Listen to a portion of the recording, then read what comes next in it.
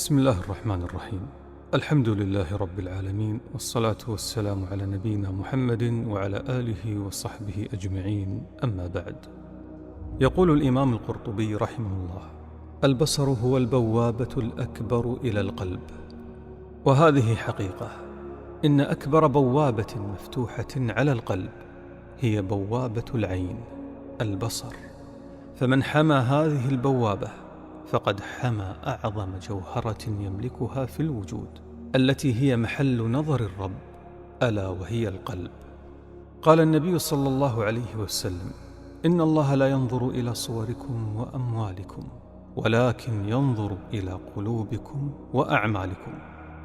والله يا أخوة يا أخوات، ما من أحد جرب غض البصر واستمر إلا وجد العجب، ومن وجد العجب لا يعود. روي أن موسى عليه السلام قال في بعض مناجاته: يا رب، عجبت ممن يجدك ثم يرجع عنك. فقال الله: يا موسى، إن من وجدني لا يرجع عني، وما رجع من رجع إلا عن الطريق. يعني الذين انتكسوا عن طريق الاستقامة لم يصلوا أصلا إلى الله، إنما رجعوا وهم لا يزالون في منتصف الطريق، استعجلوا ولم يصبروا. أما الواصل الحقيقي للحب الإلهي والولاية فهذا مستحيل أن يعود إلا أن يشاء الله. من وصل إلى النور الأعظم مستحيل أن يعود إلى الظلمات. ما هي فائدة غض البصر في الدنيا؟ ماذا أستفيد أنا شخصيا في حياتي هنا في الدنيا قبل الآخرة؟ أول فائدة تلمسها في حياتك هي حلاوة الإيمان والشعور القوي بالقرب من الله. ثم إذا استمريت بذلك يكرمك الرحمن برقة القلب لذكره ولذة البكاء، وهي لذة عالية سماوية يدخل بها الإنسان إلى عالم الملكوت الأعلى. وكما قيل: من غض بصره غزرت من خشية الله دمعته. فإذا استمر فتحت له عين البصيرة، وهي عين القلب، فتأتيه من الكرامات والمكاشفات والإشارات التي تخبره بحب الله له وقرب الله منه. ثم بعد ذلك يكون مستجاب الدعاء. فإن بلغ هذه المرحلة من الحياة مع الله وهذه الدرجة من السعادة، مستحيل أن يقدم شيئا من ملذات الدنيا الدنيئة على هذا الرقي السماوي القدسي والعالم الملكوتي. وهذه من أعظم المكافآت التي يكافئ الله بها عبده المؤمن، لأن من ترك شيئا لله عوضه الله خيرا منه. ما هو الدليل على كلام هذا؟ قال رسول الله صلى الله عليه وسلم: ما من مسلم ينظر إلى محاسن امرأة أول مرة ثم يغض بصره إلا أخلف الله له عبادة يجد حلاوتها، كما في الحديث القدسي الذي رواه الحاكم والطبراني عن النبي صلى الله عليه وسلم فيما يرويه عن ربه عز وجل قال: إن النظرة سهم من سهام إبليس مسموم، من تركها من مخافتي أبدلته إيمانا يجد حلاوته في قلبه. قال مجاهد: غض البصر عن محارم الله يورث حب الله. قال أحد الصالحين: كلما غض المسلم بصره عن الحرام ازداد الإيمان في قلبه، واتسع النور في فؤاده، فينتشر النور إلى جوارحه، فتبكي العين من الخشية، ويسكن الجسد من الهيبة، فعند ذلك يتطلع إلى المزيد من الغض، فيغض قلبه عن كل ما سوى الله، فلا يرى بعينه إلا فعل الله، ولا يسمع بأذنه إلا ما يرضي الله، وعند ذلك يتذوق قلبه حلاوة قرب الله منه، كما في الحديث القدسي: فإذا أحببته كنت سمعه الذي يسمع به وبصره الذي يبصر به. تواترت الأقوال والتجارب أن غض البصر يولد النور في القلب. ففي سورة النور بعد أمر الله تعالى للمؤمنين والمؤمنات بغض البصر أتت مباشرة بعدها: الله نور السماوات والأرض. قال ابن القيم رحمه الله عن غض البصر أنه يكسب القلب نورا كما أن إطلاقه يكسبه ظلمة، ولهذا ذكر الله آية النور عقيب الأمر بغض البصر فقال: قل للمؤمنين يغضوا من أبصارهم ويحفظوا فروجهم.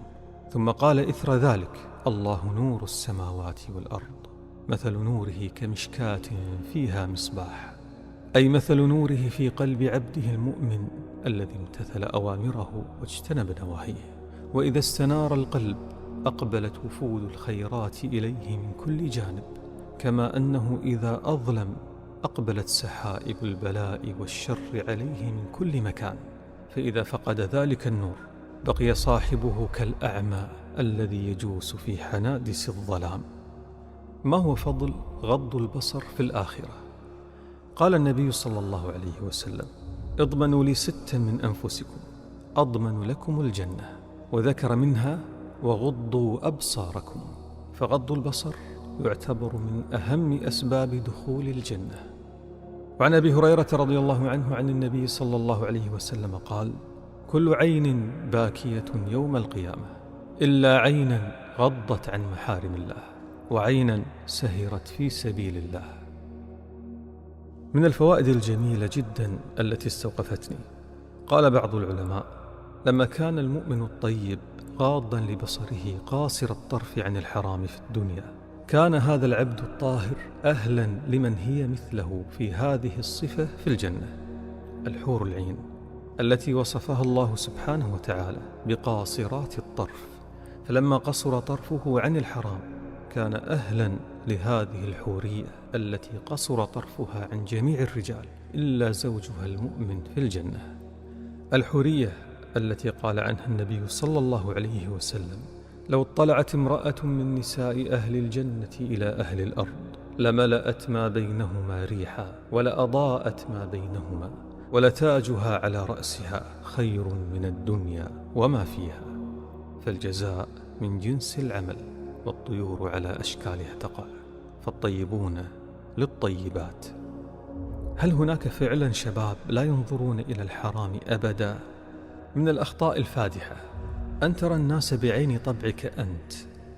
مثلا حاولت مرة أو مرتين ولم تستطع ترك النظر إلى الحرام، فتعتقد أن الناس كلهم لا يستطيعون.